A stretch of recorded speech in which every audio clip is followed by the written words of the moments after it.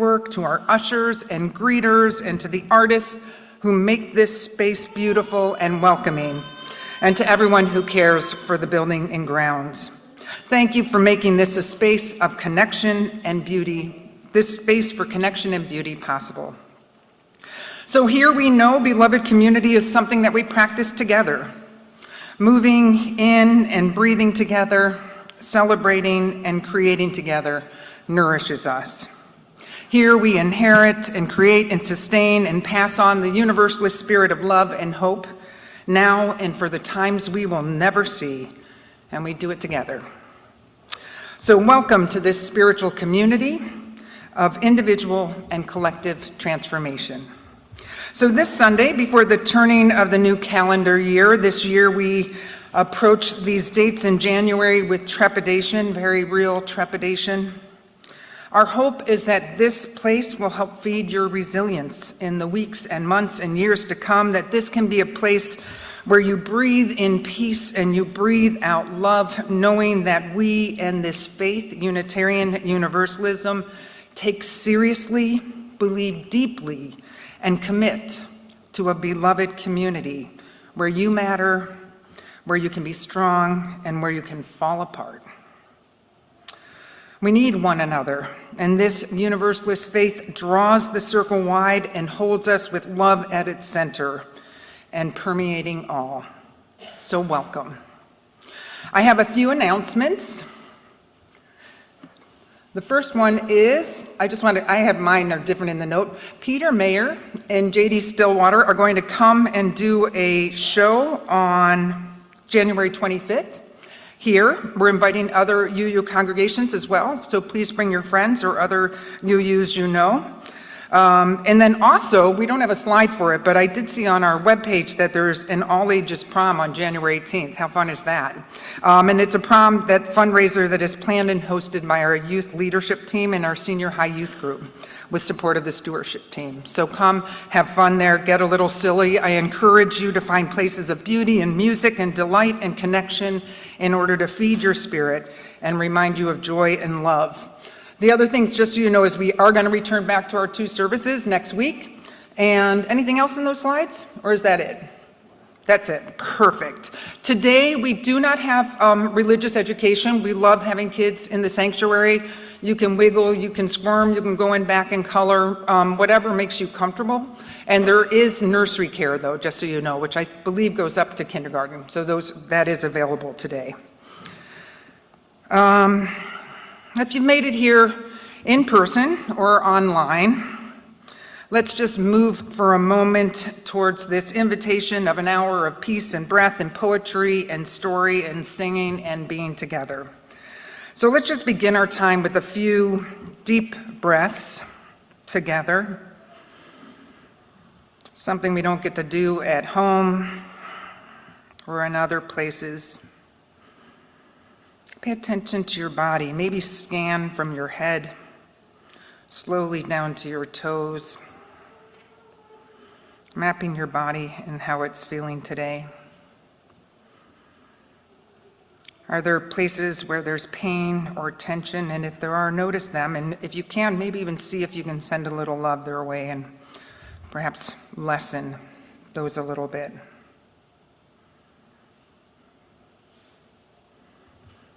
Hear the breath of your neighbors, the sniffles,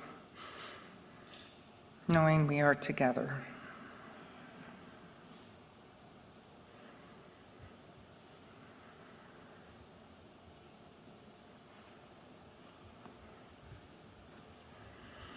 From this space of connection and calm, we remembers the hopes and the promises that keep us together. And we say together the words of the chalice lighting. Love is the spirit of this church, and service is its law. This is our great covenant, to dwell together in peace, to seek the truth and love, and to help one another. I'm so proud of myself for doing that. That's awesome. Woo! Okay, Stuart, I am ready for you to come up.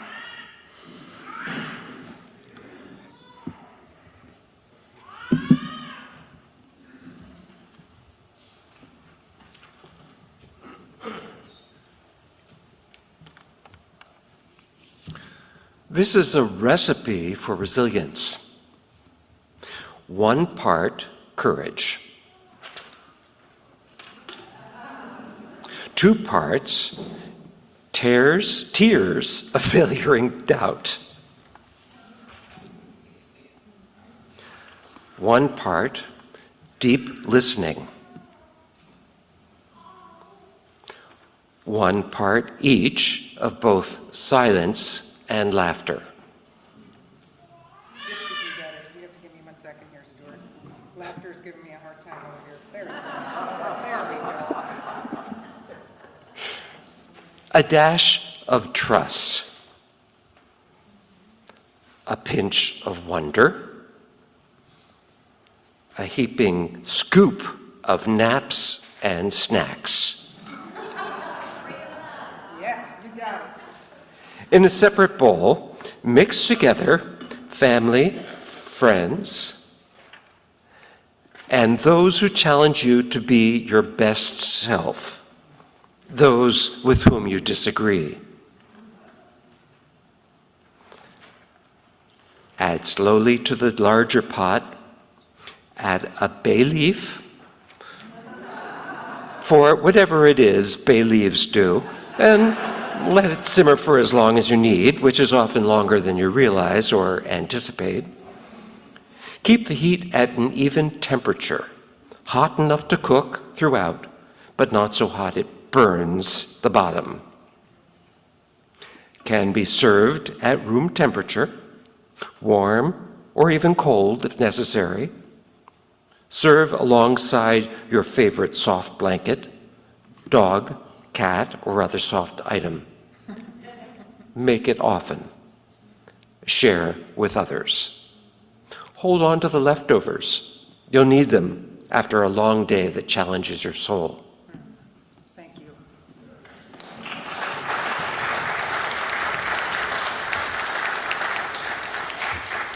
So I've been encouraged to give you a little time to talk with each other just for a moment about resilience. I'm going to hang up our recipe so that you'll see some of the words up here. And if you could turn to someone, perhaps someone you didn't come with, in groups of 2 or 3, and just take a moment to name what is something that gives you resilience. And do more than just name it. It could be that you say courage, but then say a little more to whoever you're talking to. And we will just give each other a few minutes to do this while I have time to hang up our words. What ingredients help you have resilience in times that challenge your spirit and your soul? So turn to each other. If you want to dink around a little bit with notes or anything, you can, or you can just sit there and smile at them, whatever you want. They're going to chat.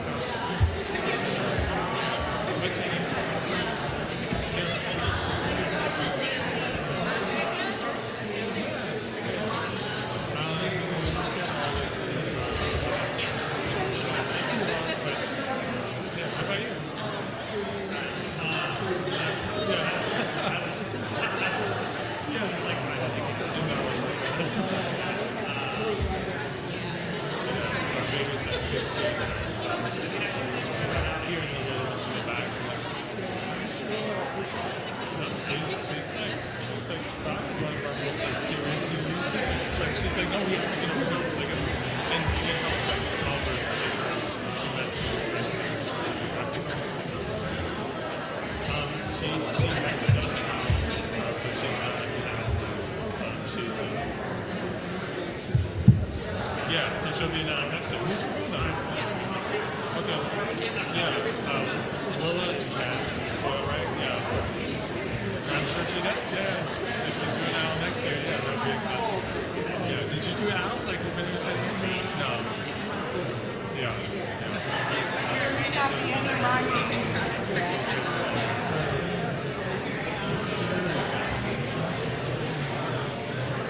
Good to meet you. Everyone, so so you come to church. Yeah. Yeah.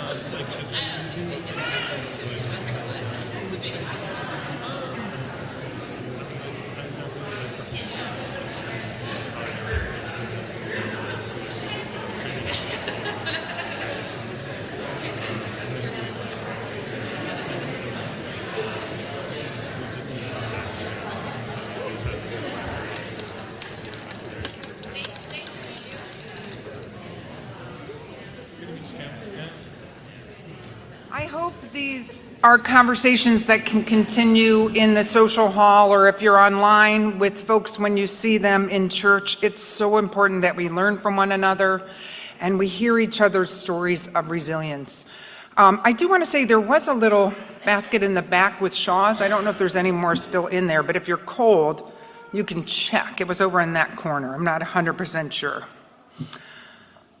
So it was lovely hearing you all chatting. And now we have all our words of resilience. I know they're not super easy to read, but up here today to remind you.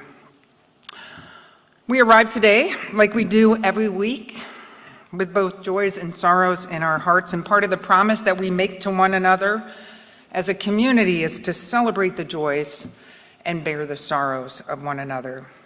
So we take time to share our stories with each other in silent reflection and out loud, as we mark together the turning cycle of life for all of us. We do this by listening for each other, and after each time someone says something, they share briefly, either the heaviness that they're feeling or the joy that they are carrying. We respond together by saying, you can join me if you like, "You are not alone, we are holding it together." So that's our response after each person shares. The circle is now open for you to share.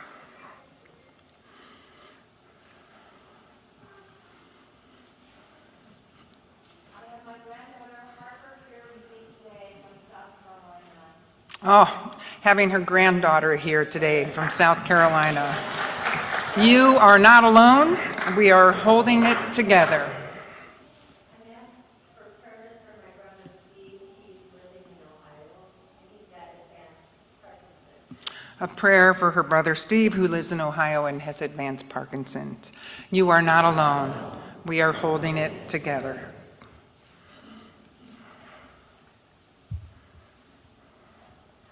It's our 63rd wedding. Woo! 63rd wedding anniversary. You are not alone. We are holding it together.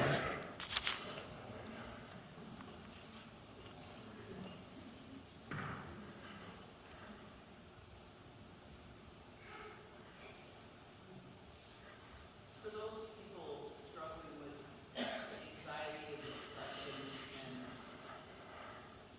all of the mental activity that all of the unknown and uncertainty and change and transition is about to bring.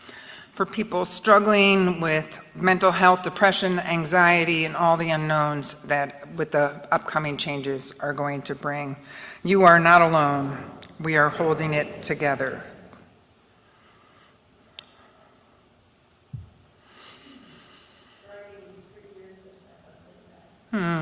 Friday was 3 years since her husband died. You are not alone. We are holding it together.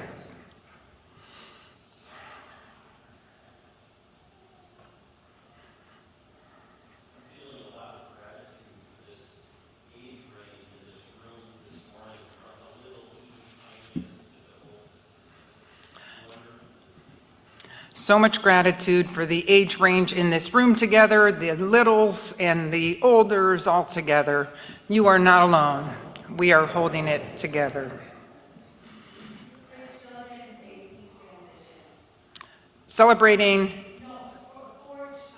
Holding children who are facing. holding children who are facing transition or are in transition. You are not alone. We are holding it together. Thank you. My stepmother, Michelle, who struggles with her family over the course of the holidays. For those who struggle with their families over the course of the holidays and beyond, you are not alone. We are holding it together.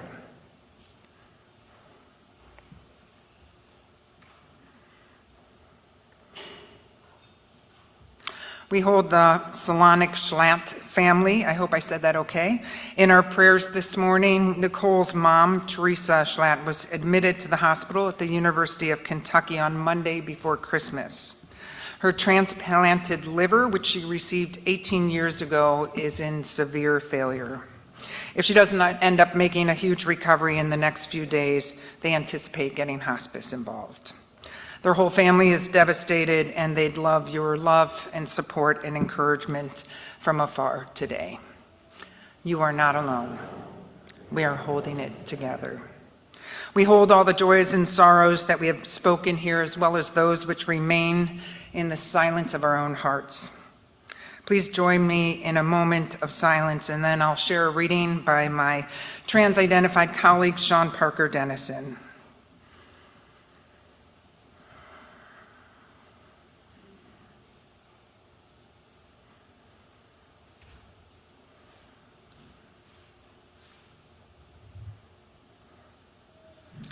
To invoke love. To invoke love is to ask for a hug from the thunderstorm, to spill tea in the lap of an infinite trickster, to make the biggest, most embarrassing mistake of your life in front of everyone who matters. To invoke love is to never know if it will come softly with the muzzle of a beloved dog, or pounce right on your chest with the strength of a lioness protecting her cub, her pride, her homeland. To invoke love is to take the risk of inviting chaos to visit the spaces you spent so much time making tidy, and watch as the breath of life scatters everything you have just folded and put away. To invoke love is to allow for the possibility that your words and actions might become so empowered you can no longer believe in apathy or the self-righteous idea that nothing can change. To invoke love is to give up self-appreciation, depreciation, false humility, pride, sorry about that. I'm going to start that whole little one together. To invoke love is to give up self-depreciation, false humility, pride, to consider yourself worthy to be made whole, willing to encounter love that will never let each other go. To invoke love is to guard against assumptions, take care with words, and practice forgiveness. Not an ethereal idea, but right here, in the messy midst of our imperfect lives. To invoke love is to approach each day and every person with wonder, anticipating love's arrival. Is this the moment? Is this love's grand entrance?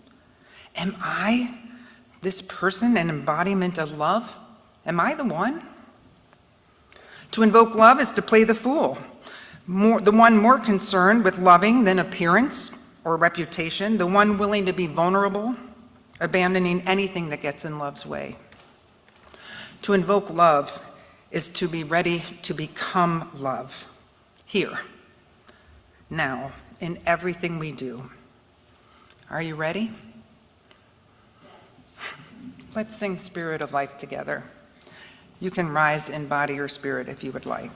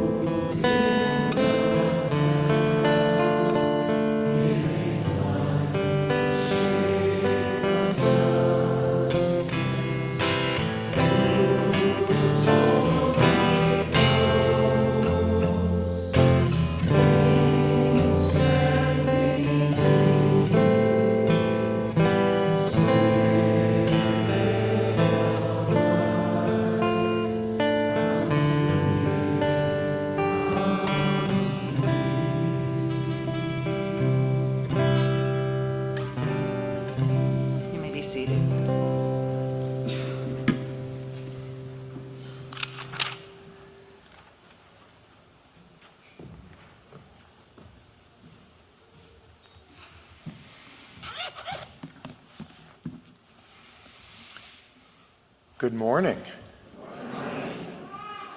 Good morning to friends, visitors, and members of this church community. And to the new visitors, I'll give you fair warning. I'm going to talk about the pledge drive, so fasten your seatbelts. My name is Lou Quast. I use he, him pronouns. I've been a member of this congregation for, it's just coming up to 30 years. Now, when Reverend Ashley asked me to say a few words this morning, I must confess my initial reaction was, why me? Then, as I thought about this invitation, I reflected on a recent conversation with Reverend Jen. It was on a completely different topic, but in the course of that, I said something like that, and she said, ask yourself a different question. Why not me? Jen's not here. I know she's going to watch this. Your words are still rattling around in my head, Jen, and thank you for that. And that's what led me to say yes to this invitation. I come today to speak of presence, not presence with a T-S like Christmas presents, but presence as in being present for others. My message begins with some thoughts on an article I read recently in the Star Tribune. I'm a card-carrying boomer. I still subscribe to the analog version of the paper and read it every day. And they have a whole roster of what they're now calling corresponding columnists, one of whom is Angela Denker. Angela Denker is a journalist, an author, a social science researcher, and an ordained ELCA minister affiliated with a small congregation in South Minneapolis. And if you want to be intrigued about her, one of her recent books is titled Red State Christians, A Journey into White Christian Nationalism and the Wreckage It Leaves Behind. So if that sparks your curiosity, look into what Angela Denker has to say. In any case, in this column, she was talking about a program she's been affiliated with for a number of years, teaching clinical pastoral education. Sounds ordinary for an academic minister to be doing that, except the question was where. This was at Stillwater Prison. Now, there were ministerial students who came out there to attend the course, but also inmates who signed up voluntarily to take this course on CPE, Clinical Pastoral Education. Tough audience. Wow. She writes compellingly about how CPE courses teach inmates how to be present to others. She quotes the warden talking about how he has seen changes in the behavior of past students and how it has been a positive influence within the walls of the prison. So I'd say being present for others is not easy, but it can be learned and it can be practiced. Stepping back from the article, I began reflecting on gifts I and my family have received from First Universalist in this theme of being present for each other. Presence in our lives in a loving and supportive way. So let me give you a quick rundown on how I ended up here.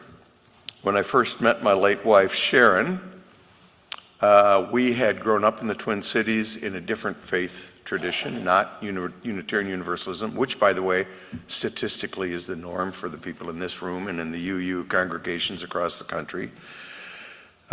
We both had left that tradition. We found each other and discovered as we were spending more and more time together that we both missed the presence of something, I don't have a good word for it, spiritual in our lives. We explored various churches and ended up feeling very comfortable with Unitarian Universalism. We joined a UU congregation, and it was not this one. We were married there. We started a family. 2 daughters as it worked out. That's when we found we needed to question our choice of congregations. Every Sunday, our 2 young daughters cried and complained that they didn't want to go to church. They were not having a good experience in the RE program in that other congregation nearly 30 years ago. So reluctantly, we began church shopping again. We came here, and what a difference. The Sunday service was fine for me and Sharon, but our kids went from, we don't want to go, to, come on, Dad, we don't want to be late. Wow. So thanks to the teams organizing and carrying out all aspects of programming for children and youth here at First Universalist, we, and I mean our whole family, were hooked. The RE team were present for and engaged with our daughters in ways that were not happening in that other place. Thank you to the legions of talented and committed folks over the years working RE magic here at First U. You were present to and engaged with all these children, including my kids, in so many ways. Another quick RE story. When she was a sophomore, one of my daughters had a real sophomore slump. She dropped out of sports, dropped out of activities, probably would have quit school if we had allowed that to be an option. It wasn't, but the only group she felt really committed to and wanted to be part of was her cohort of teens in the youth group here at church. They were present to and supportive of my daughter in a way that she really needed at that time. Think about it. Can you think of a better lifeboat in a stormy, tempestuous time for a youngster? So again, thanks to RE programming here at First U. Over the years, my late wife Sharon was diagnosed with cancer and at one point needed to undergo a stem cell transplant, which is really a crummy procedure. A friend here at church, who's sitting right out there, Linda, 2 rows behind Jenny, organized a sign-up for folks to bring meals once a week. Now, I was singing in the choir at that time, not a surprise for those of you that know me, and when that sign-up was announced, the choir jumped at the opportunity. They filled that sign-up list for more than 3 months with just choir folks. Those choir friends were present for us at a time when we really needed that. Later, as Sharon got worse, our senior minister, Reverend Justin Schroeder, was present to and supportive of us in ways large and small. He started visiting us roughly monthly to see how Sharon was doing. He was so compassionate and so helpful. When she passed away, he conducted the celebration of life service here. And he invited me to continue to meet with him for pastoral counseling, approximately monthly for the year after Sharon's death. And I really treasured that time with him. So, First Universalist has been present for me and my family. It's the importance of that presence that's led me to say yes to an invitation from the nominating committee. Where are you, Ray? Ray Dillon. An invitation from the nominating committee to serve on the board of trustees. And it is in my mind at every meeting as we, the board, try to choose an intentional path forward in the decisions we make for our church community. Now, I'm getting to the ask part. You may have seen these handouts. If you haven't, they're on the tables and credenzas around the narthex and the church. And I hope those of you on the mailing list received these letters from Reverend Jen and Dr. Mark Gorlick, our treasurer.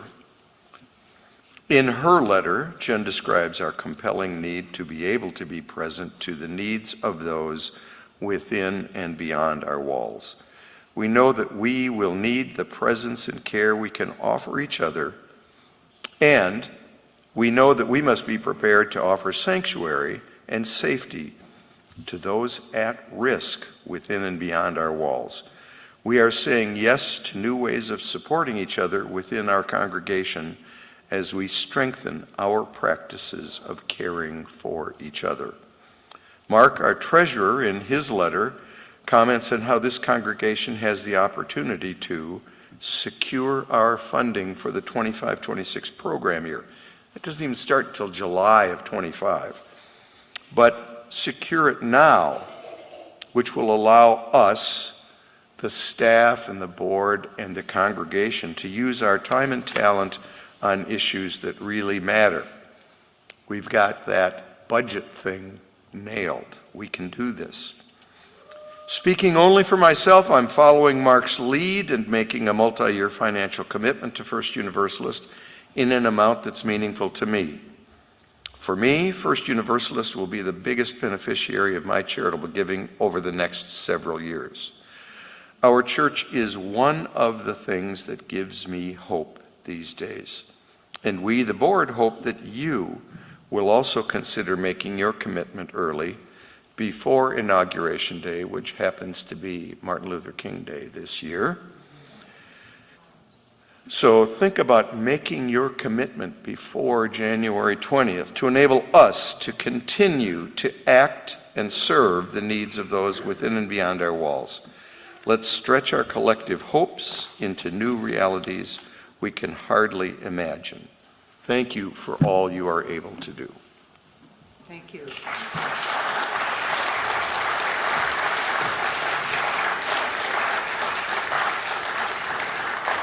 I'm going to cue up the reader for a simple hope. We'll do that after the offering.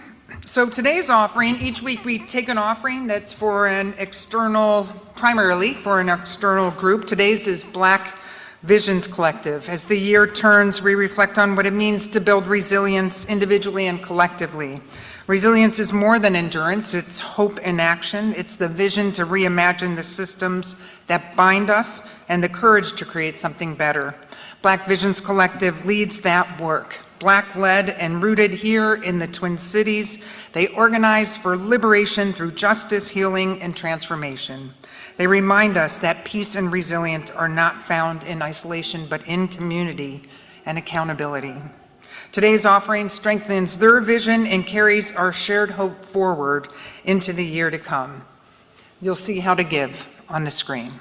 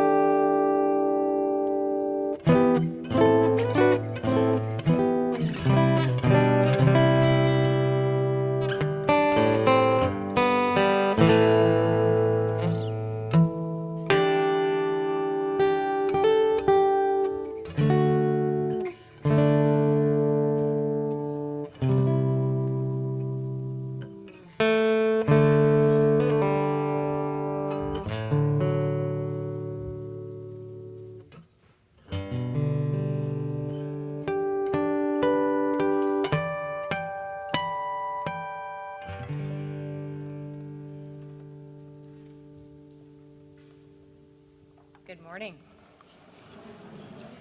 My name is Meg, and I'm a new member, and I'd like to just say a few words before the reading to connect with the person who just spoke. I thought it was very moving. 30 years ago for me, I was finishing high school with my dear best friend Katie, who's visiting from St. Louis today, and then I moved away.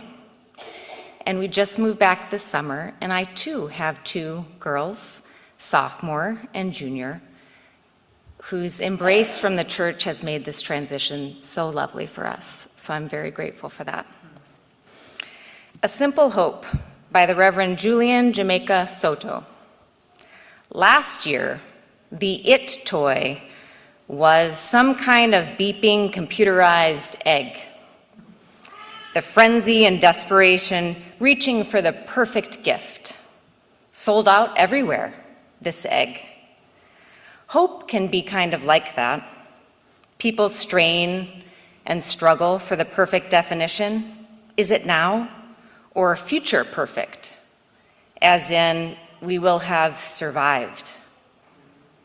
They argue over whether we even need a hope more present than a maybe, even when you don't feel it. A healthy hope is power. And beyond that, the choosing to stay. Stay with the doubt and fear. Stay with the work that it takes to resist. Leave giving up for another day. You could wrestle the words or sensation of hope to the mat, or you could let this moment be enough. Belonging here together, be sufficient. Feast on our irrepressible power to stay.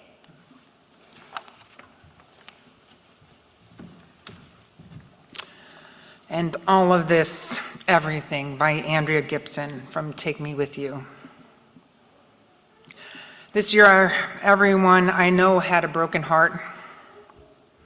Everyone I know cried on their way home from a party. And not everyone woke up the next morning. And not everyone I know wanted to, even though they did. And this year I stood inside of a redwood tree and I thought, this is the sweetest day of my whole life. And 2 months later, I was sobbing in a parking lot thinking, this is the worst day of my whole life. And a few months later, I was dancing in my living room saying, this is the best day of my whole... Have you ever seen the seed of a redwood tree? So tiny. And all of that, everything inside of it. All of this, everything inside of us. I was chatting with a friend talking about how different it feels to talk about resilience now compared to a year ago or maybe 2 years ago. We've already survived enough, COVID and the killing of Black men by police in our communities whose deaths were made visible by the media.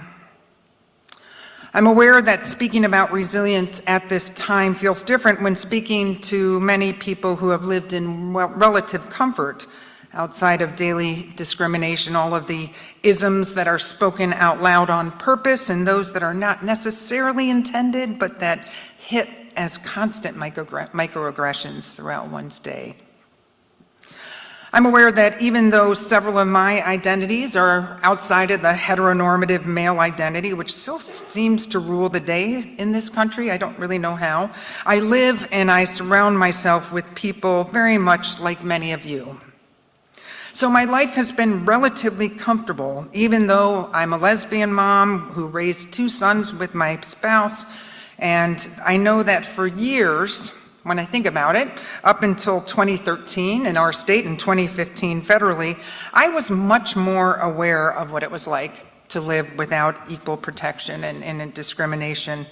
And in this kind of precarious state of documents that we hoped would cover every imaginable possibility that could happen to us as a couple, as parents, and as a family.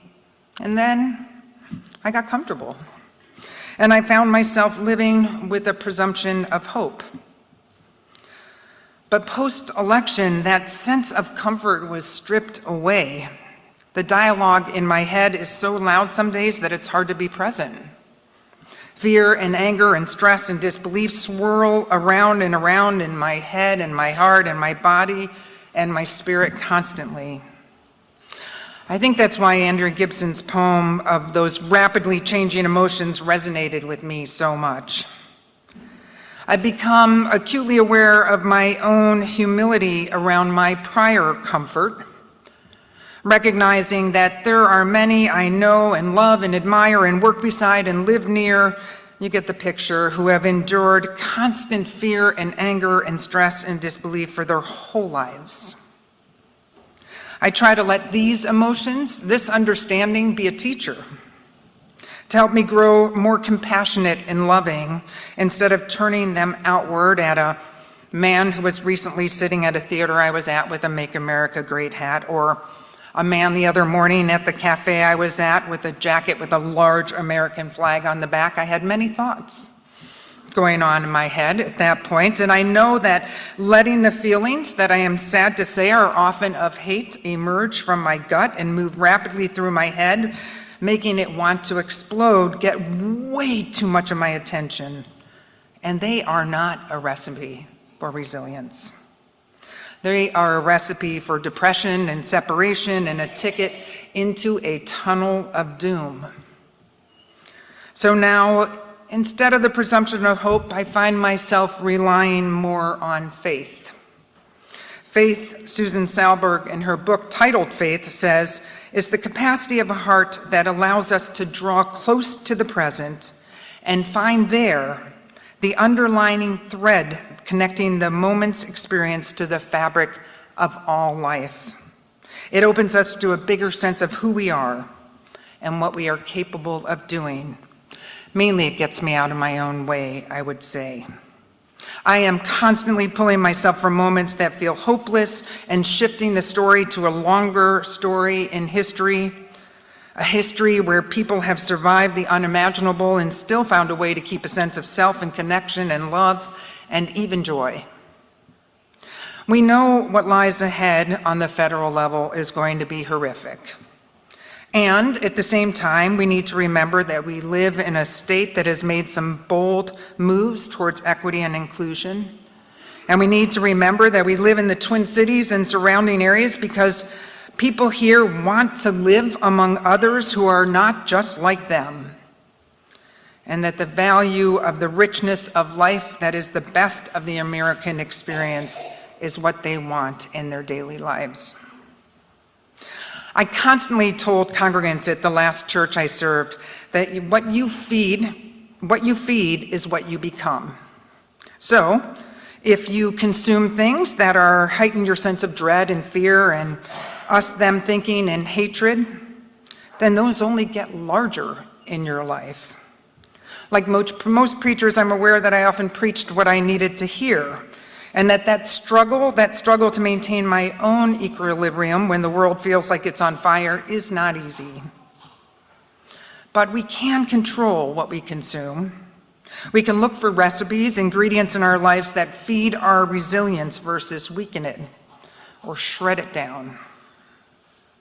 I'm aware that we don't all start this path of resilience from the same place. We all come from specific cultures and histories that have impacted us and our ancestors. And at the same time, we're all heading into this upcoming political storm together. There's no way to avoid it. So we need to find a way to live, and not just live, but live well in the storm. One might say that the old boats we've been coasting on will no longer suffice. Andrew Zolli, an author of Resilience, Why Things Bounce Back, speaks of needing to build better, stronger boats, ones that move in different speeds and that are adaptable. We are heading into some wicked waves, my friends, and some dark nights, and we need to think creatively and practically on how to build resilience. I listened to a podcast including Lucy Hone, who directs the New Zealand Institute of Wellbeing and Resilience, and I found her insights really helpful and clear. So I'm going to give you just the 3 things that she identified as building and maintaining resilience. The first is that resilient people get that stuff, that's not the word she used a 4-letter word, happens. They know that suffering is part of every human life. Adversity is as common, and understanding that suffering is a part of life that helps us cope with tough times. She says the narrative of human history is painted with stories of adversity. From personal hardships to collective challenges, adversity has been a constant companion. Dr. Hone accentuates the importance of accepting this as a fundamental truth. I don't like to, but I understand. When we attempt to shield ourselves from this reality or to view our challenges as punishments or as isolated incidents, the weight of the suffering intensifies. And conversely, by accepting that adversity is a universal human experience, we shift our perspective. The shift doesn't belittle individual experiences, but it situates them within a broader context, offering a degree of comfort. Dr. Hone suggests a simple exercise. Whenever faced with adversity, remind yourself of its omnipresence. Understand that countless others have faced similar or even greater challenges and may have found their way through. Their stories can serve as beacons of hope in our darker moments. I know I've been leaning a lot on stories of ancestors. Second, resilient people are good at choosing where they put their attention. Remember, you are what you feed. They typically manage to focus on things that they can change and somehow accept the things that they can't. Not easy. Our evolutionary story has hardwired us to pay attention to the negative in order to protect us from danger. It's kind of an animal instinct, she says. And now we live in an era when we're just bombarded with threats all day long. And our poor brains treat every single one of those as threats as though they were a tiger. And she said, our stress response is permanently dialed up. Resilient people don't diminish the negative, but they've also figured out how to tune down the bad and tune in the good, she says. And she cites a 2005 study by Martin Seliger. You guys have probably heard this from many different places, that found that people who make daily gratitude lists, as cheesy as they sound, writing down good things that happened to them during that day, experience higher levels of gratitude, higher levels of happiness, and less depression over the course of their time that they do this. Paying attention to the positive is a vital, learnable skill for resilience. I've started to do this. I hate it. Like every night I'm writing down something good, that happened in my day, and I really hate it because I just want to go to bed. I don't really want to write something, but what I find is that during my daytime hours, I pause and think, I could write about that tonight. And so what it's doing is it's impacting moments throughout the day because of that evening practice. And finally, resilient people ask themselves, is what I'm doing helping or harming me? Is what I'm doing helping or harming me? I know for some of you maybe who have good friends or partners or a wonderful therapist, they can often take a track that might be going on in your brain and kind of help stop it for a moment, quiet it for a moment, so you can see it outside of your own tapes and go, that is not kind. Like I also often say, would you say that to your best friend, but you're saying it to yourself? So this idea of is what I'm doing helping or harming me? And all of the strategies that she's written about, this is the one that got the most feedback from people saying that it works. So whether you're ruminating over the past or you're scrolling through social media, asking yourself whether what you are doing, the way you are thinking, the way you are acting is helping or harming you, that puts you back into the driver's seat. It gives you some control over your decision making. I know that raging at the person who symbolizes the incoming administration and sitting in shared places just puts all my energy in one place, like when I rage against those people. when I really could spend so much more time focusing on others in the space and feeling connected and recognizing community in my life. It's easy to get caught, though. So I do find that all the experts say resilience can be taught. It can be learned, it can be coaxed, it can be fed, it can be strengthened over time. And so I really recommend you kind of follow her guidelines or talk to me. I have plenty of other things to share along the way about resilience.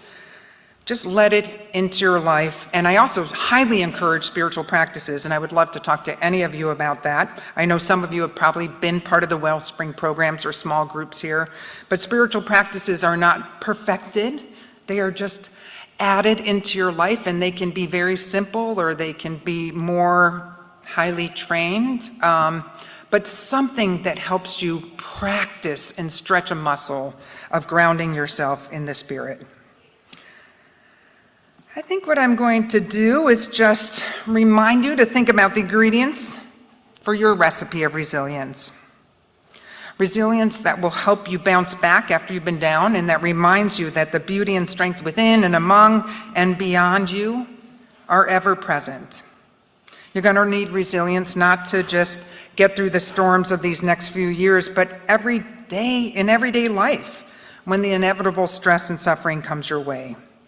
And we here, you for each other, will be partners along the way. And please, don't forget the joy. It too will help sustain you. So, Dean brought in a singer I hadn't heard before, which now I'm going to add to my Spotify account. India Arie Simpson is an American singer and songwriter, and her debut album, Acoustic Soul, was released in 2001.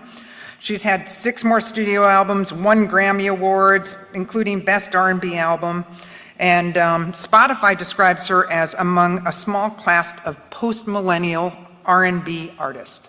I love that, whatever that means. That's cool.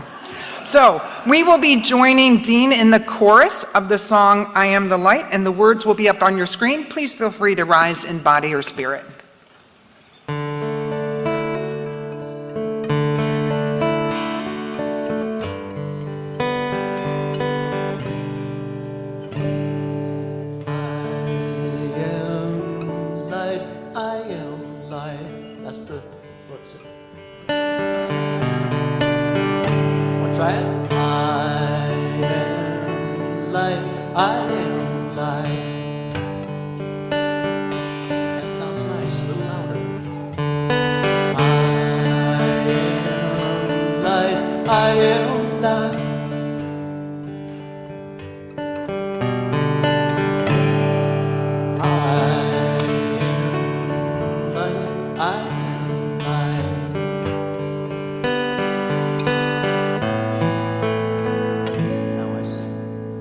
I am not the things my family did.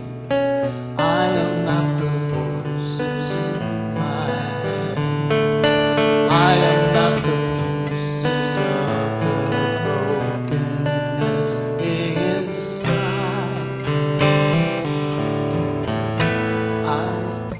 I am light.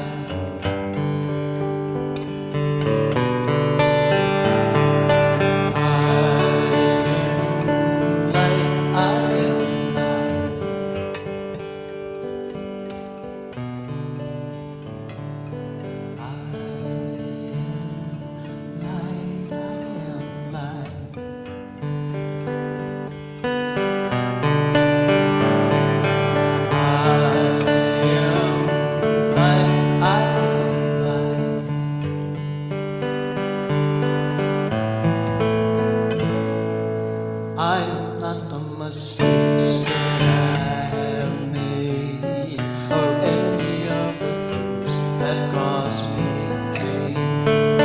I am not the pieces of the dream I left behind. I am light. I am light. I am light.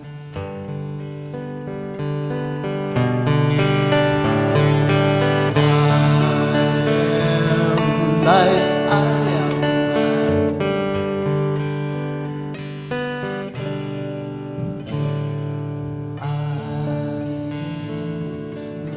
I am light.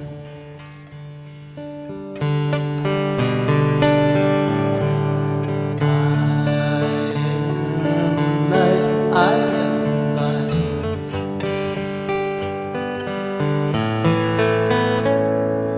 I am not the color of my eyes. I am not the skin on the outside. I am not my age. I am not my race. My soul inside is all light. Beautiful.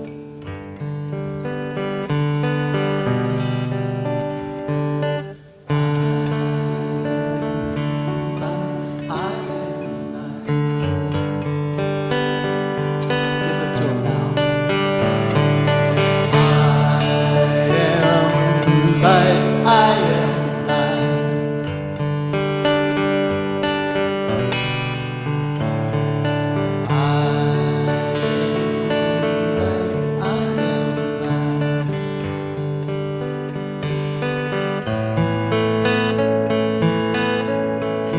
I am divinity divine. I am the God on the inside. I am a star, a piece of it all. I am light.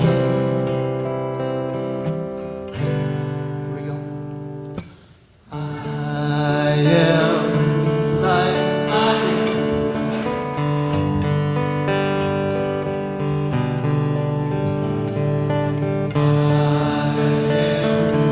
light. I am light.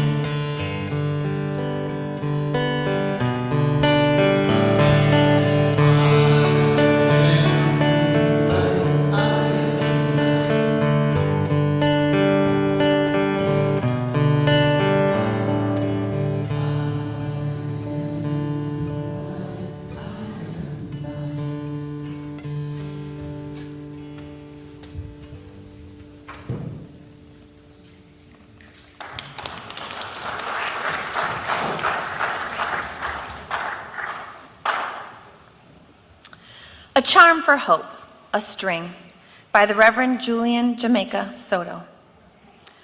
This is a charm for hope.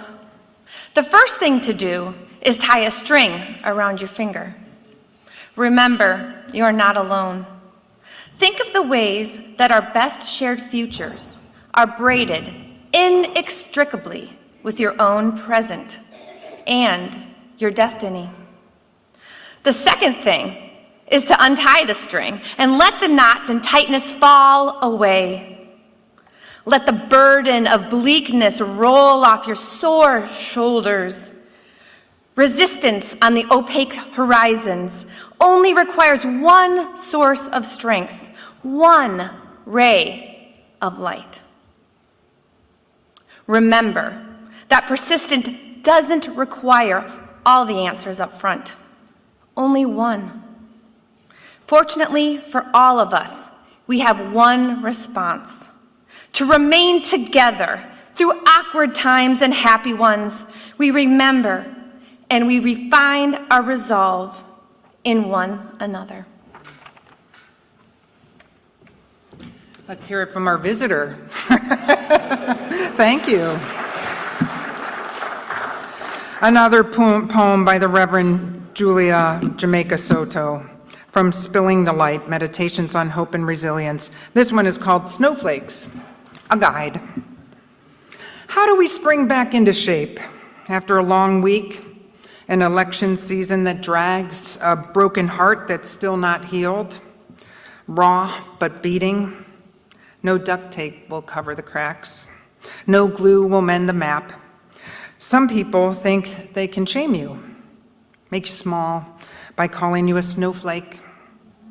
What they don't know is this: the snow is bright because of the lines and lacy edges. The crystals stacked reflect back the light shone down on them. And the light keeps shining, just as you do. In this community, you choose each other. You insist on blazing brilliant. Your unique configuration is the universe's expression of what it means to be alive. And together, many snowflakes make a mountain. You return to knowing yourself and being yourself by the clarity of that reflection. You can lay your burdens down and rest. Lean into the place where you belong. Allow the brightness of who you are, both individual and community, to light the way towards the future you are building with love. So briefly, I want to talk about the other day during the holiday service when I was reflecting on these little mirrors behind me. I don't know if you see them. They are all part of kind of one chain connected.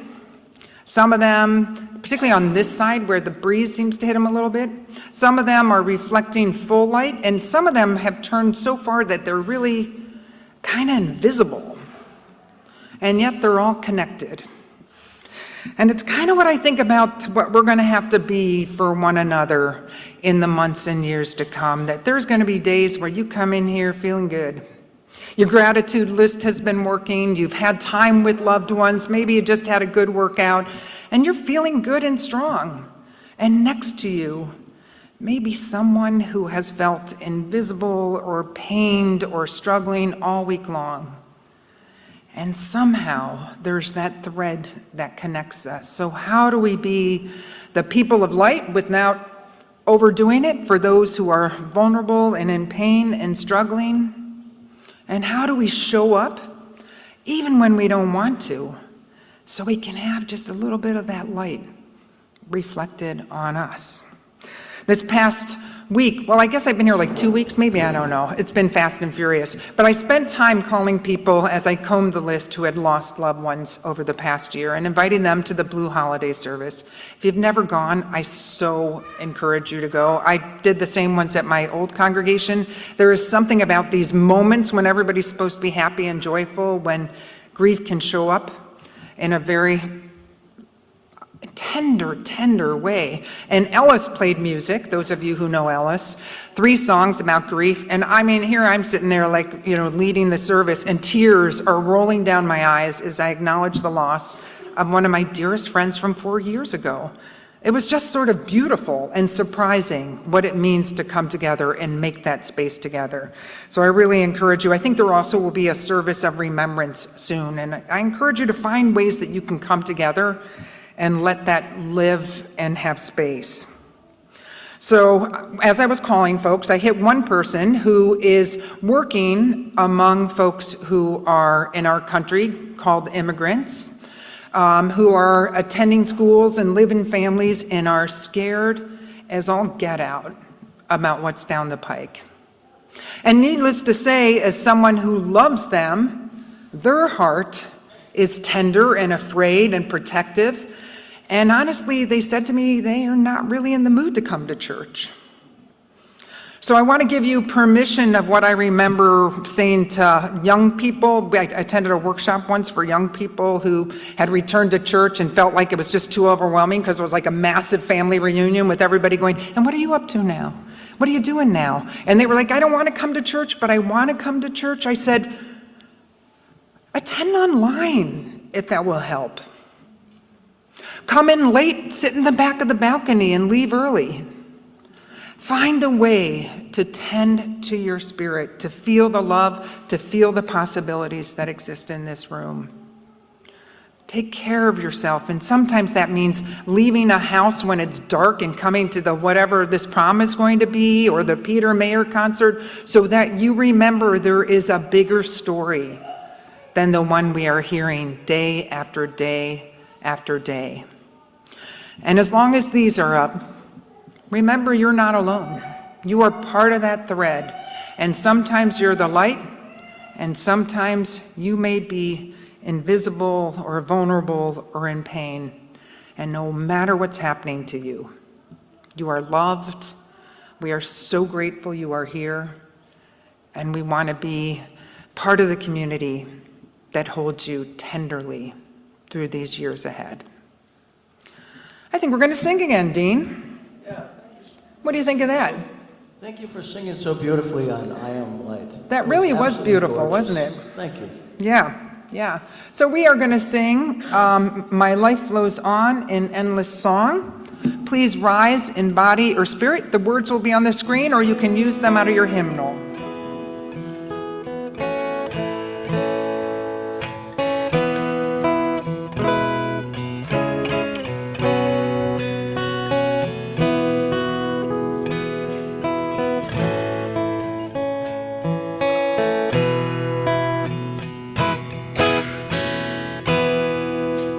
My life flows on in endless song, marvelous lamentation. I hear the real though far off hymn that echoes a new creation. Through all the tumult in the sky, I hear the music ringing. It sounds an echo in my soul. How can I keep from singing?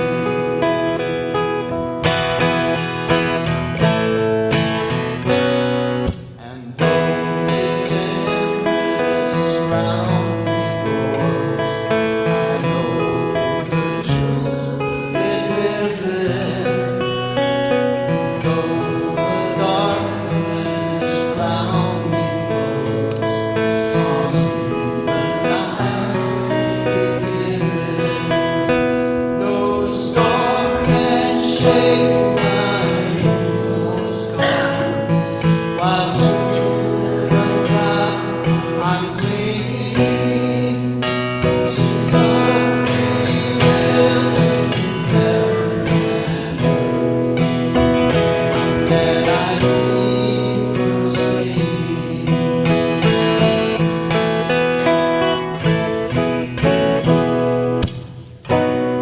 When tyrants tremble as they hear the words of freedom ringing,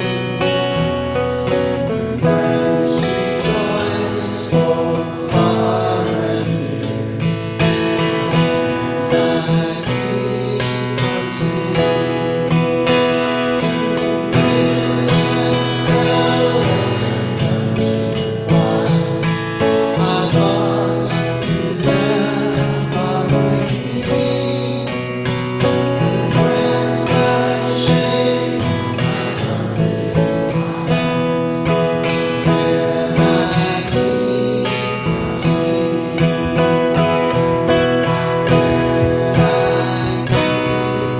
From singing.